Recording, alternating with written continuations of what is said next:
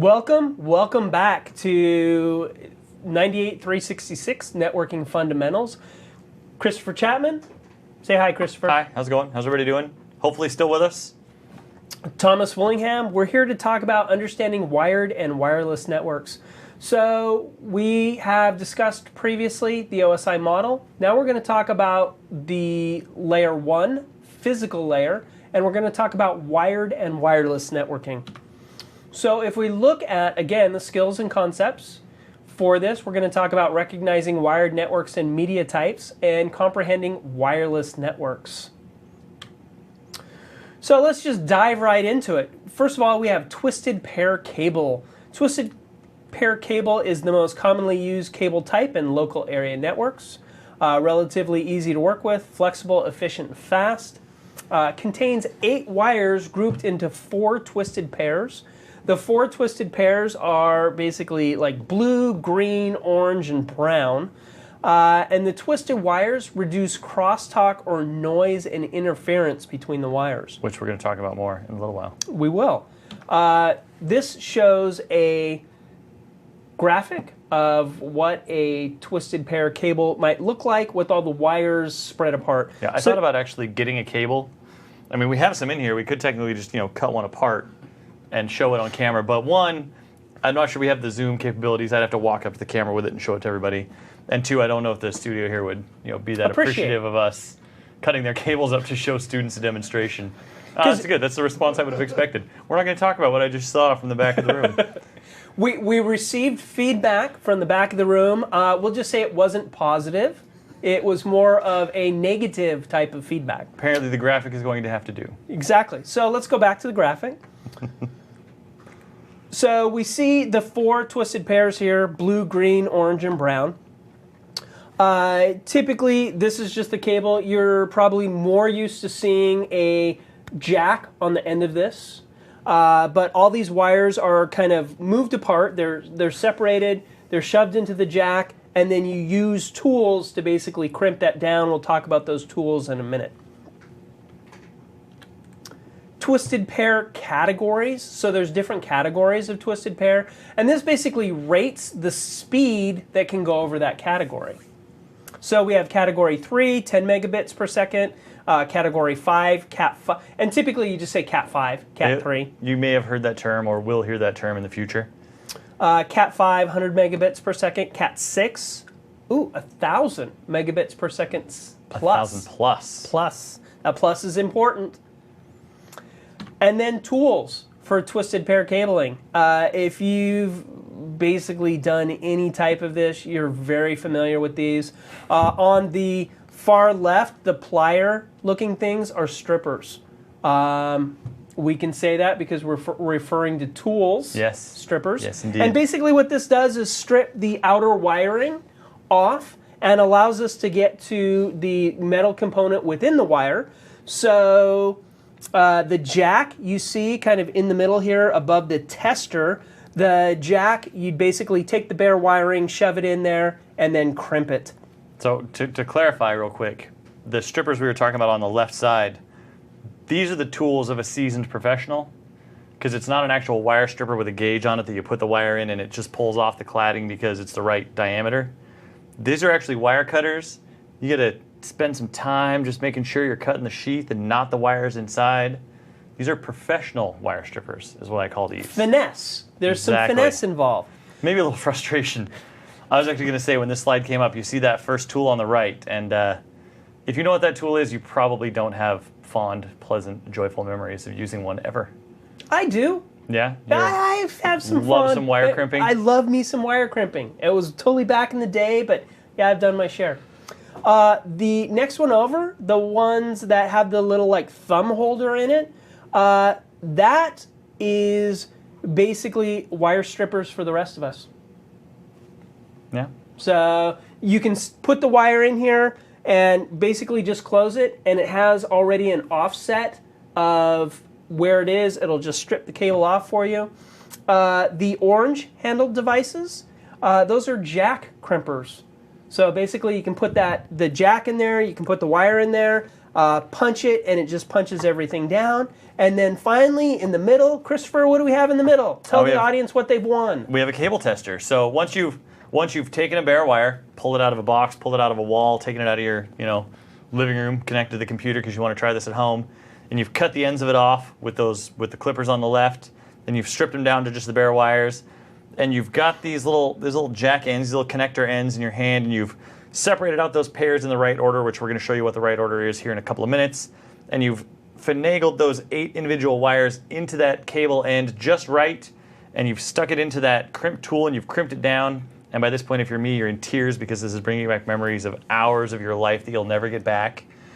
You can then take both ends of that cable you've just made and plug it into that box in the middle, and you push that button that says test, and then when those lights don't light up, you cry some more because you've got to cut the ends back off and try it all again.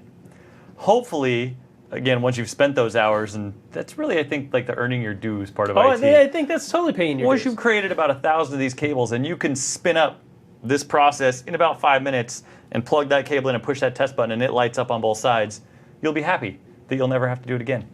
Well, and due to networking communication, it's very important that you have the appropriate red, blue, green put in the jack correctly, and it's the same on both ends. Maybe. We're going to talk about that in a couple of minutes. True, but Maybe. Typically, it's the same on both ends. Well, yeah, typically it is. We'll give you some bonus knowledge for those of you who want to go above and beyond in your potential current or future IT environments. Stay tuned for said bonus knowledge. So we have types of patch cables. We have straight through cables, and these are cables that I was referring to, the most common type. The wiring on both ends of the jack are exactly the same. One wire is for transmit, one wire is for receive. So the different wires have different functionality. Well, if you've ever, without a hub, tried to hook a computer directly to another computer, Christopher, what happens? Nothing. Typically, nothing. Because if you're using one of these straight through cables, nothing's going to happen. So this relates to the next slide, although we're going to kind of back and forth here for a minute with some of the slide material. If I plug one computer into another cable with a regular straight through patch, or one computer into another computer with one straight through cable, I'm not going to get any connectivity. Those computers don't have the right kinds of ports on them to accommodate that setup. So I need to create what's called a crossover cable. I need to take, and a little more bonus knowledge, again, for all this trivia in the parties you have with your geek friends, of an 8-wire unshielded twisted pair cable like we're talking about, only 4 of those wires are actually used by most NICs. Those wires are in pairs, and to create a crossover cable, you build one end the normal way, and then you build the other end with the 2 pairs reversed.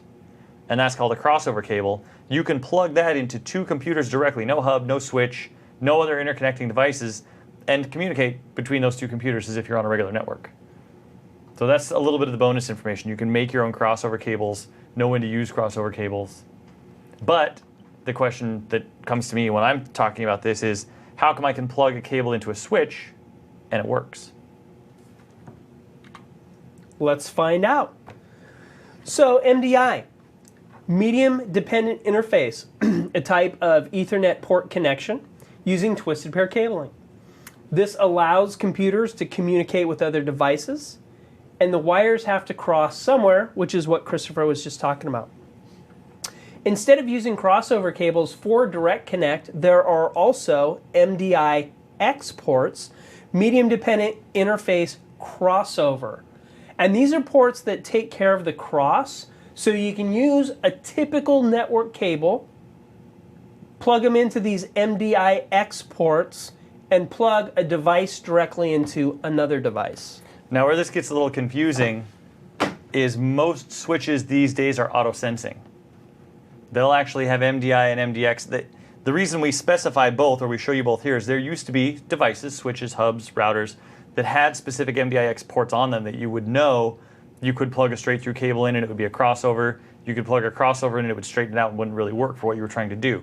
Most switches these days have auto-sensing ports. It'll be listed in their features. They know what kind of cable you're plugging in and if they do or don't need to make that electronic crossover for you. So we have ports. We also have patch panel and RJ45 wall jack. So now we're kind of getting into the behind the scenes networking. Your patch panel is typically in your wiring closet, and takes wiring and basically in a one-to-one fashion specifies a specific position on the patch panel to a specific wall jack. So wall jack in Bob or Jane's office is associated to patch panel area 5 or patch panel port 5. Mm-hmm. And you can see on these, they actually give you a little bit of assistance. And there may be times when people watching this video, you'll have to actually build out closets or build patch panels that you're installing into an empty rack that aren't pre-cabled. You're actually going to be running this cable in your facility, so you're going to have to punch this down using another tool we're going to see in a couple of slides. You'll notice they help you out a little bit by putting colors on some of the points so you can know which wires go in which spots for colors to get that lineup correct. The one on the bottom, you can see, I don't know if you can see it, on the edge is where they kind of put that guide. They don't have room on the top, so it's down on the edge or even on the other side where you can't really see right now. So for the wall jack, basically here, and for the patch panel, here, here, here, and here. And once again, uber geek knowledge, if you want to impress your friends, learn the order of wires in a typical RJ45 connector in order, and then the crossover order. And then the friends will crawl out of the woodwork wanting your knowledge. You must be really popular at parties. You know, I go outside all the time. So we've talked about patch panels, we've talked about RJ45 jacks, we've talked about crimpers, the tools to make the cables. Here's some of the tools needed to create the patch panel and to create, to test some of those connections that we've made. RJ45 jacks, the cutting tool, the wire stripper, the punch down tool. We also have a continuity tester, so once you've created the cable or you've created the patch panel wall run, you need to ensure that the cable didn't get crimped somehow. Maybe your hand went crazy while you were using the stripper and you cut into the cable or something midpoint. The continuity tester will just verify that the cable works well. Yep. Pretty sure I've used that one too. So typically what you would do is at the wall jack, you would plug in. So if we look... Actually took a second trying to figure out that picture, how all the pieces fit together. Yeah, so here, this is what you click into the wall jack, just so this represents the wall jack. This is what you'd click into the patch panel or the hub that's connected to the patch panel. This basically sends a signal, it bounces back off this and comes back, and then it tells you basically how good or bad a wiring job that you've done. Yep.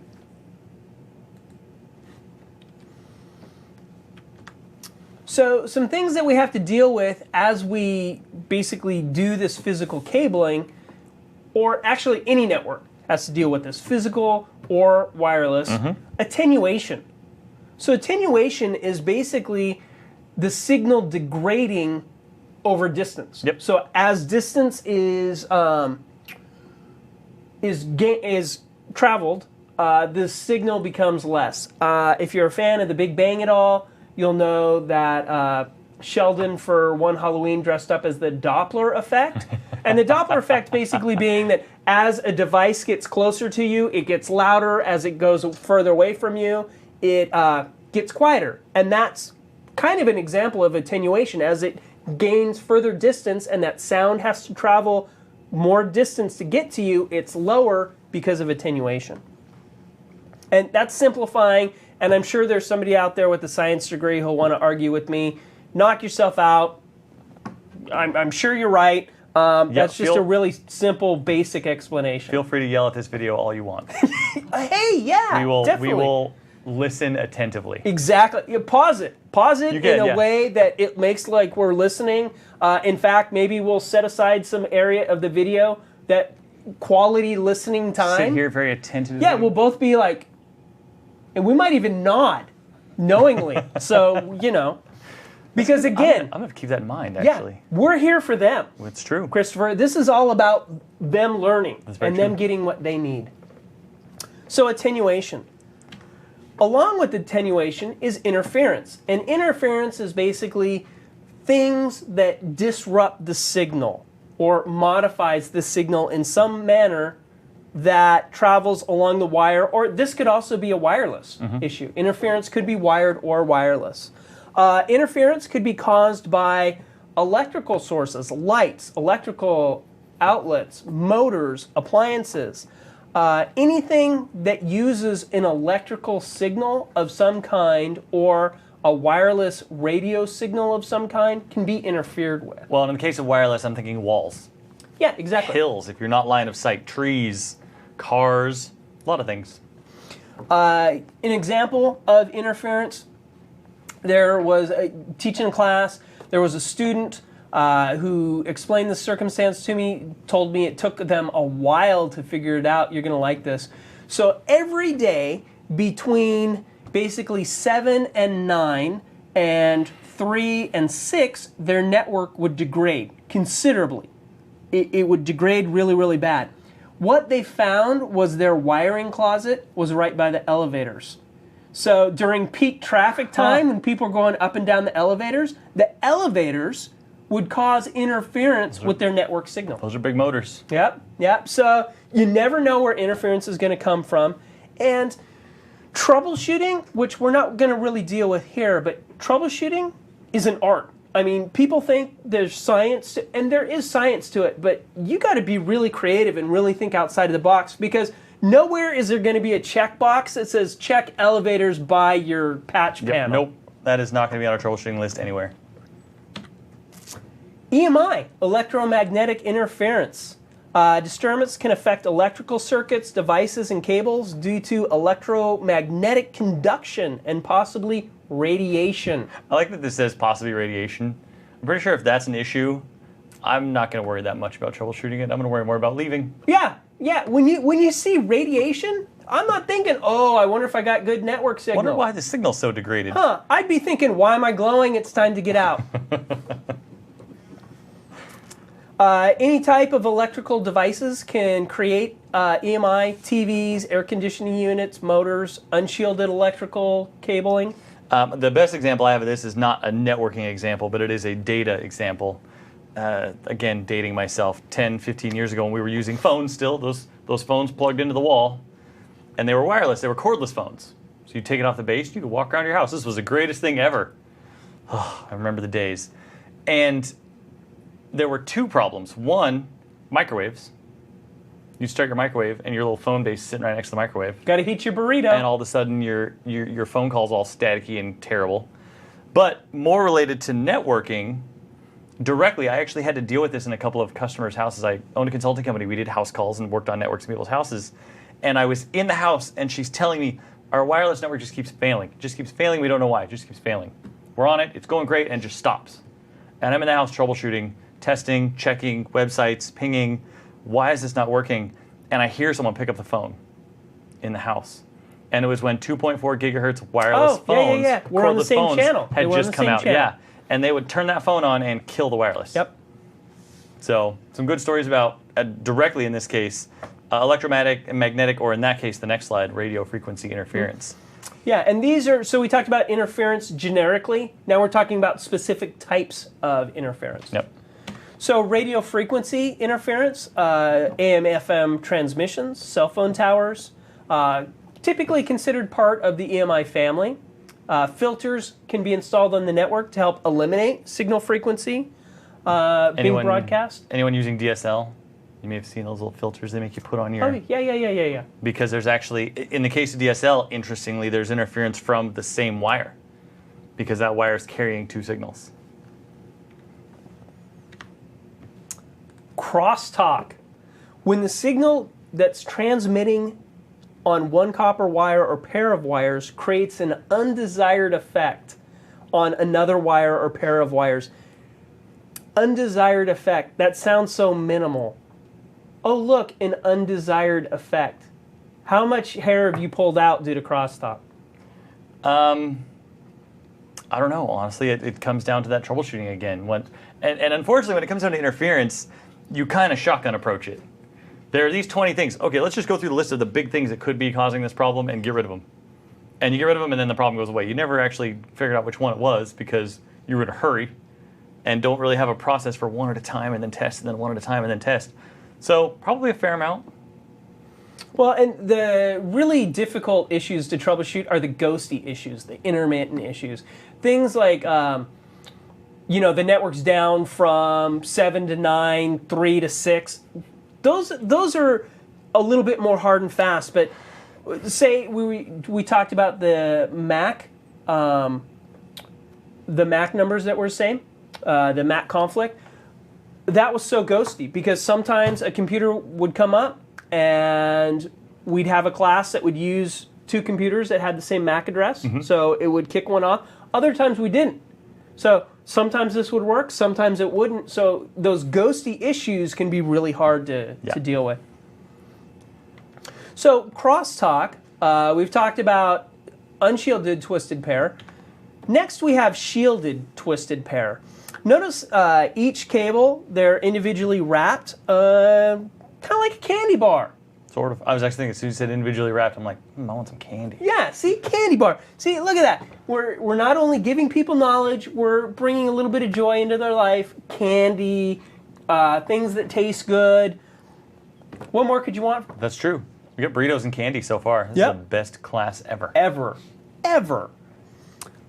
This, you'll need a little bit more specialized tool to strip and remove, because you not only have to strip the overall cable, you need to strip the shielded components, you need to get the wire. So this can be a little bit more difficult to deal with. You also need a bigger budget. Yes. It's more expensive and a little bit more difficult to handle. So shielded twisted pair is not terribly common in the world as we know, at least not that I've ever seen. No, I haven't either. Plenum rated. Plenum rated basically deals with if the cable catches on fire, how much is it going to smoke? How much of a toxic cloud is it going to release as it catches on fire? This is stuff for wiring in walls that you can't really get to. That's sprinkler systems that when they flip on, they can't get to it. So they have a Teflon coating that makes them a little bit more impervious to fire. Used in situations because standard twisted pair cables have a PVC jacket, which can emit, like I said, a gas as they get heated up and as they burst into flames and cause problems. An undesired effect, as it were. Undesired effect. Yeah, we don't want that. Burning of your network cables. That's right. And causing gas and polluting the environment. That's true, because that is what I'm going to be worried about while my building's burning down around me. Hope this gas isn't toxic.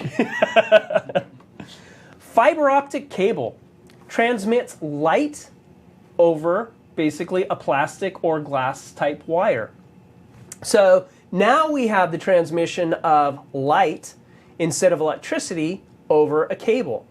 The benefits here that we get, you don't really get any interference unless the cable gets kinked or managed somewhere. People are unable to snoop fiber optic type network.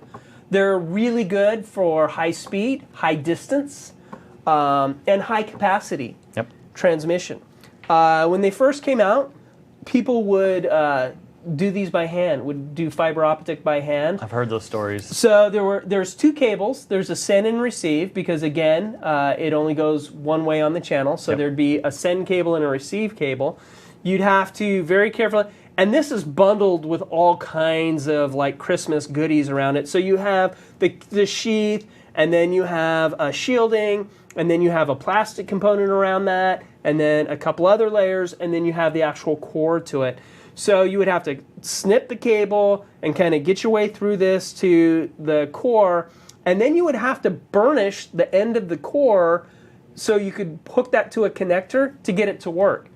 I had somebody in one of my classes bring one of those systems up one time, bring one of those systems in one time. It was really difficult. It definitely was challenging. But with fiber optic cable, again, high speed, high capacity, long distance. So given all that, all I'm hearing is good things. My brain wonders, why don't I use this everywhere? Why don't I use this at home if it's so much faster? Why can't I connect all my computers with fiber optic versus these shielded and unshielded twisted pair cables that are subject to interference and crosstalk? Why not just fiber everywhere? That's a really good question. The problem with fiber optic, if you can call it a problem, it's a trade-off. It's very expensive. And I'm not quite sure how to say this, but you need a much higher level of skill to deal with it than twisted pair.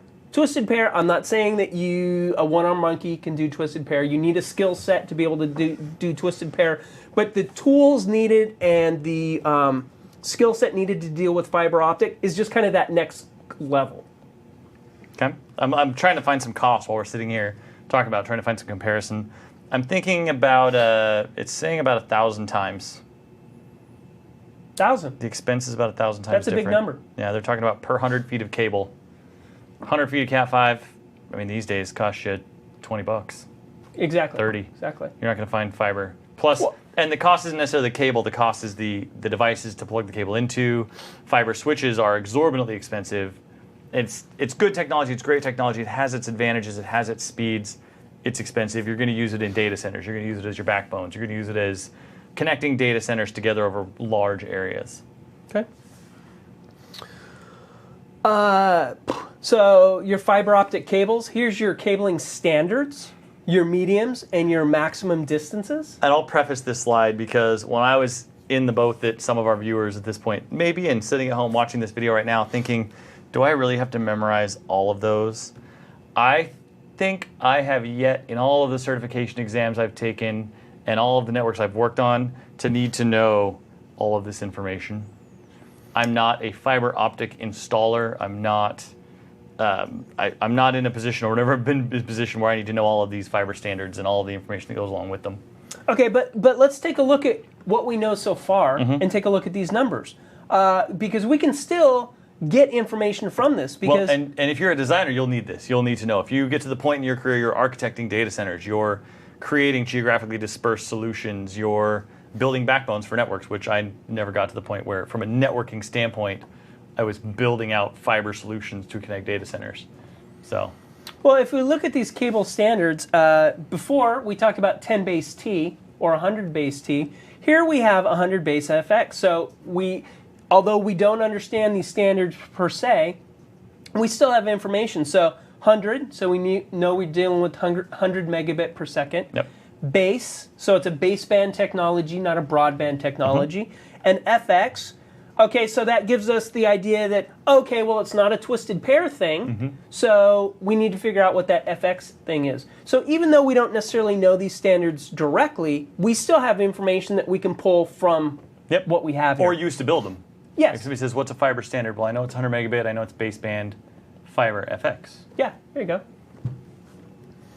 So far we've talked about our different types of wired networks. Let's talk about wireless networks. You notice that I don't even have to look at the slides now. That's good. That's awesome. Yeah, my presenter skill sets, I think I've gained another little dot here that I can apply to a skill set. There you go. Your presenter skill set has gone up one. Ding. Sweet. Now I don't have to look at the slides anymore and I can move that over. Although periodically, if you see me look down like this, or if you see me look right there, I'm looking at slides.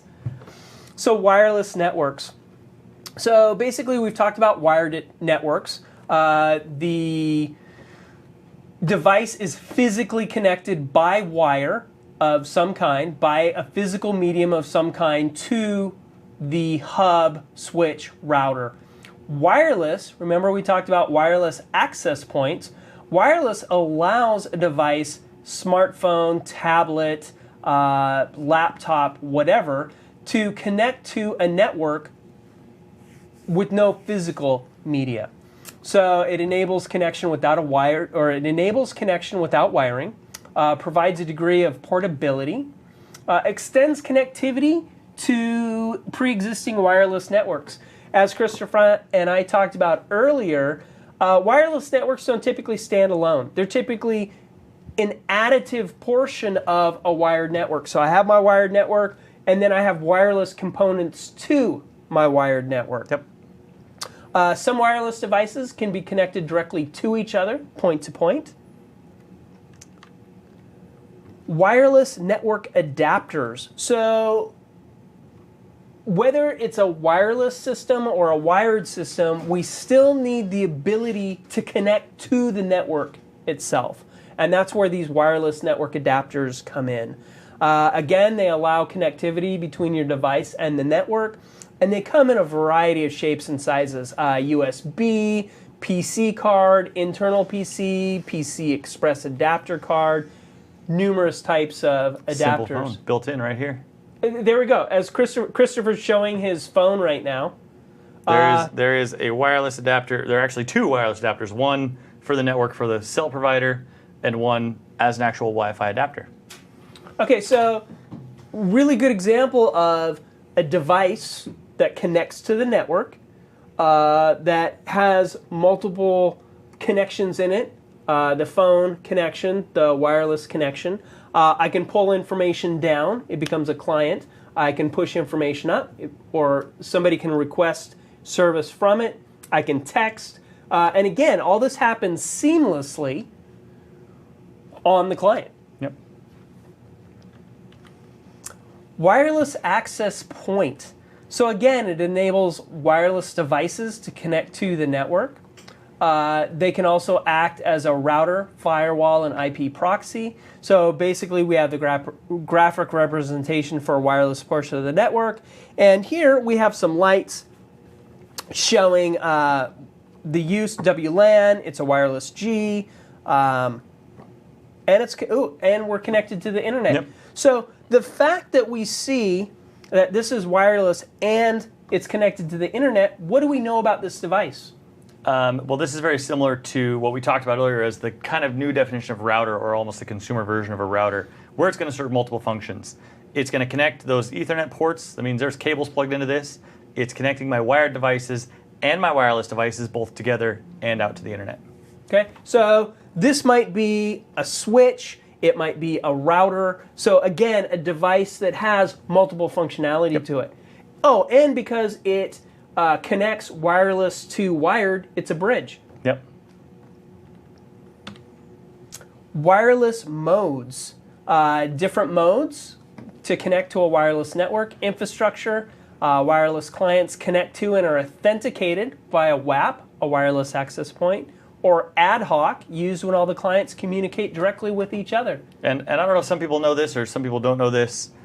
Similar to a computer at your house, you don't have to have a hub or a switch to get your computers to talk to each other. We mentioned creating a cable that's got the wires reversed on one end. You can plug that crossover cable into both of your devices and they'll communicate with each other. With wireless devices, if I have a laptop and a tablet and a phone at my house, I can set those up to be ad hoc and they'll connect to each other without the use of a central wireless device. What benefit do I get having that central wireless device? Centralized managed, centralized security, centralized connectivity outward. If you've got these three devices in ad hoc mode, you have no connectivity outside of those three devices. They can talk to each other, but that's it. A centralized access point or router will allow you to connect to the internet, connect to a wired network elsewhere on location in your LAN. It will also allow you to centralize security policy, the encryption that happens during the wireless communication, which is a big issue that we're going to talk about in a minute as well. Okay. Wireless LAN. Again, composed of at least one WAP, wireless access point, and a computer or handheld device that connect to the WAP. Devices are Ethernet-based, but built on other networking architectures. Again, what we're kind of reinforcing here is the fact that wireless networks don't stand on their own. Mm-hmm. Most of the time. Ensure compatibility, the WAP and other wireless devices must all use the same IEEE 802.11 standard. That one's mostly true. What you do get is you get devices that will be backwards compatible. You may have a wireless access point that supports 802.11a and b and g all at the same time. So I can connect any of those three types of devices to one central device. But in this sense, that the access point and the endpoint device both have to subscribe to A. Correct. 802.11a or 802.11b. You just may get devices that support more than one at a time. And then wireless fidelity, Wi-Fi, this is what people are most familiar with, is a trademark to brand products that belong to a category of WLAN devices. Other wireless devices include a wireless repeater and a wireless bridge. A wireless repeater is basically used to extend signal. A wireless signal only goes so far, typically about 100 feet or so, depending on the environment. Maybe a bit longer, maybe a bit shorter. Maybe a lot shorter. Yeah, you have it in your house, and you notice that sometimes you put it in areas of the house that it doesn't work that well. You put it in other areas of the house, it works better. Typically, in the house, higher is better, I found. Yeah. So wireless repeater extends coverage. Wireless bridge. Bridge can connect different 802.11 standards together. As Christopher mentioned earlier, wireless A, wireless B, G, N, allowing interconnection. Yep. So we've talked about a switch, a hub, a bridge, a router. And again, don't be confused by the fact that a lot of the times consumer devices, you'll see that they're a mixture or hybrid of device. So if you go out specifically looking for a bridge device and don't see it, that's not necessarily a bad thing. That just means, hey, that possibly incorporated into that router that you're looking at or that switch that you're looking at. So as you buy a device, ensure that you look at what's included in the device, what functionality is included. And by definition, they don't really use the term bridge anymore. Bridges were, by definition, ways to connect different types of media. So you'd have coax on one end and Cat5 on the other. With a wireless access point, it is a bridge. It has to be, because you're connecting that wireless client to a wired network. Your media is different on either side of that device. They've just kind of lumped that term into, or that functionality into numerous other devices. Right. So again, we're back to standards. So our WLAN standards include 802.11, and 802.11, the IEEE 802.11 is wireless. And then within that, there's different categorizations of wireless. And then you see here, A is 54 megabits per second, B 11, G 54, 11N, 600, ding ding. And then they work at different frequencies. And what we don't have on this table, because you kind of wonder why was A 54 and B dropped down to 11, and then G came back up to 54, a lot of this was a distance thing. They had 54 megabits per second, but it was very short range. They went with B, they had to slow it down, but they got exponentially more range out of it. Then with G, they were able to take that same range and bring that 54 megabits per second back out that distance. And now it's just taken off, and we're getting faster and farther and bigger and better. And I don't have 2.4 gigahertz wireless so that it won't interfere with my wireless mouse and keyboard, which most people may not know is an issue. Let me look real quick. Let me see if this is... This just says wireless. I'd have to actually tear it apart a little bit to see if it's a 2.4 gigahertz device that might actually mess with my wireless network.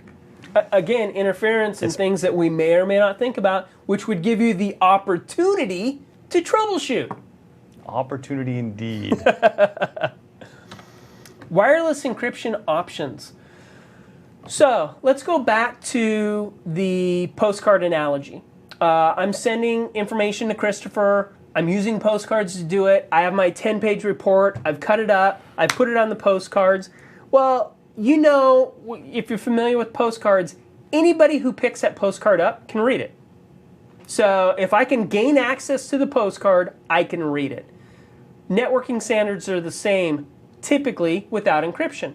As this data goes over the wire, anybody who can gain access to the data can read it. And remember, with a hub, that information is broadcast everywhere. So if I can pull that data out, I have the opportunity to read that. Yep. Now, it's a little bit more complicated than that, but that's the gist of it. So with wireless being as easy access as it is, that's kind of the double-edged sword. And let's kind of step back a minute and talk about security at a really high level. Security and networking kind of doesn't go together, because the idea of networking is to give people information. Get it all out there. To give people access to information. The idea behind security is to keep people away from information. So they kind of don't go together. So security when it comes to networking is a little bit different. Security when it comes to networking is ensuring those that need access to the data have continued access. Those that aren't supposed to have access to the data don't have access.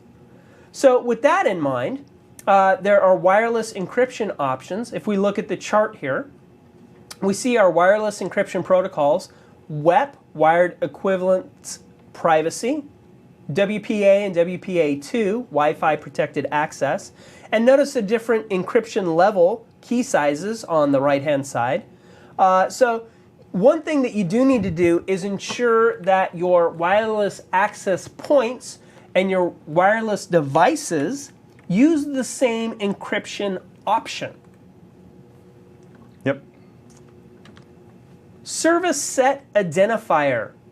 Service set identifier, typically known as the SSID, is what you associate to a wired network. This is typically the name of the wireless network. Kind of browsing around the web and looking at different stuff. One of my favorite SSIDs that I saw, FBI surveillance van. Tell me that's not going to make your neighbors nervous seeing something like that. My last apartment neighbor, some of my neighbors had that as their SSID. See, not only technical, but fun. Absolutely. So now when a client wants to connect to the network, they need to know that name, that friendly name, or unfriendly name, depending on how you associate it. How your sense of humor works. Yeah. Exactly. You could go back to the hexadecimal bad beef. So there's different things that you can do. But as a device connecting to this wireless network, they need to know the SSID. For security purposes, the SSID could be hidden, so not broadcast. Typically, it's just broadcast. As you've gone into like Starbucks or different areas that have free Wi-Fi, I don't know why I'm air quoting free Wi-Fi, but they have free Wi-Fi. You'll see on your device, you'll pull it up and it'll say, hey, can connect to, maybe it's Starbucks, can connect to Starbucks. That's their SSID. And they've allowed that to be broadcast so you can connect to it. Some people don't want their SSID broadcast, at which point you have to know it directly to gain connection to it. Although nowadays you can get teased. A lot of wireless devices, the endpoints, phones, tablets, laptops, will show you all of the networks that have SSIDs you can connect to. And some of them will show you all of the networks you can't connect to. It'll just say unidentified network, unidentified network, unidentified network, just to tease you. These are networks you can't connect to, but they're here. Yeah. Just so you know. Someone's trying to hide something. Not for you. I don't want to see that. It Not just for makes you. me want to figure it out. Yeah. So wireless settings. So basically what we see here are different things that we would set up as we set up a wireless access point. Notice enabled wireless, yes or no. The wireless network name, so the SSID. 802.11 mode that we talked about, AGN. Some devices, you don't have to figure this out. They'll arbitrate automatically. So as the device connects, it'll arbitrate. Enable auto channel scan. So we've talked about what gigahertz is it going to be at. It can basically do different channels, what wireless channel, what transmission rate, the channel width. So you have some different things that you can configure. The security mode, this is where WEP or WPA, you'd configure that information. Use, by the way, just a little helpful pointer, always WPA, always. WEP, we won't actually bring any up, but if you do a search using any search engine for crack WEP, it takes about 5-6 minutes. Huh. So use WPA all the time. How did we get to the summary already? What happened here? How do we're having such a good time. We keep forgetting that the end of these modules keeps coming up. This makes me a little sad that we're through this material already. Oh yeah? Yeah, it does. It does. I think we can come up with some more for you and for the audience. I think they want more as well. I'm ready, but let's wrap this one up before we talk about more. Fair enough. So summary, to recognize wired networks and media types, and includes identifying twisted pair cables, cabling tools, and testers. So basically really understanding the wired network, the media type, and the tools needed to configure the wired network. Yep. And then basically to comprehend, that's a really good word, to comprehend wireless networks. So understanding wireless devices, wireless settings, configurations, standards, and encryption protocols. Yep. Once again, I get to do my little additional resources. Our book, MTA Networking Fundamentals, Microsoft Official Academic Curriculum, available for purchase just about anywhere. A number of instructor-led courses. If you like what you're seeing here, in fact, this is a good module for this because what we do is we talk about it. We show you some images, we create some graphics, and we talk about what we're going over in terms of the topic. In one of those instructor-led courses, at least if they're one of my instructor-led courses, you're going to get to come to class and you're going to play with this stuff. I'm going to have a box of cables and crimpers and strippers, and we're going to tear some cables apart and make some more. Well, I like these videos, but what if I have a question? What if I want to ask the instructor a question? Oh, I still might ignore you. That's hurtful. Well, it depends on how good an instructor you are, I guess. Maybe. I don't know whether ignoring students makes you a good or bad instructor, honestly. I guess it depends on the class. But yeah, you get to talk to people face to face. And one of the things I think a lot of students miss or overlook beforehand, before they've taken some courses, is it's not just the instructor. You're going to be in a course with other people in the same position, learning the same things. Or in some cases, you're going to be in a course with somebody who's been in IT for 20 years and is learning something new. And they may have things they can teach you right then, sit next to you at a desk that you'd never learned on your own. Or asking questions about things you've never thought about, or that help you, stimulate you to think about other things. Absolutely. So a lot of advantages to instructor-led courses. I used to do courses where we would break things like intentionally, like hammers, hard drives, snapping cables, and breaking connectors off, and they were fun classes. So this is a nice advantage for this module because we looked at tools and media where you'd actually maybe go to a course and get to play with that. Well, yeah, and be able to get some hands-on with those. So I'm really a fan of this Microsoft Virtual Academy, this online learning, accessibility to knowledge. I think that's great. But there may be some people who find the classroom environment just a little bit more helpful for them. So I wouldn't dissuade anybody who's like taken this video or watched a couple of these videos to not take a course. Take a course. I mean, you might get a lot out of it. Take a course on something, maybe you've gone through one of the MVA modules and were like, hey, I'd like to gain more information about that. Or, okay, so I have a pretty good idea about this. I want to learn about these other things more in depth. And so take a class. I'm a huge proponent of going in and getting classroom learning. Well, I'm too. I'm in the business, so yeah, take courses. It's kind of what we do. My job depends on it. Take some courses. And last, the exam, the certification we're here to prepare for. So exam 98-366, Networking Fundamentals. And I think that pretty much wraps us for this one. I think that wraps up this module. It does indeed. We've had a really good time. Well, at least you and I have had a good time. Hopefully, I don't know about them. I think we offended them at least once talking about cutting up their cables. But well, no, I'm less concerned with behind the camera than I'm concerned with watching the video. Well, I'm telling the students that they have to watch out for offending people too now because we're giving them bad ideas. If they're sitting at home watching this video like, oh, hey, there's this network cable right here. I'm just going to reach down here and I can just cut this off and see what that looks like. Of course, what's going to happen is the video is going to stop.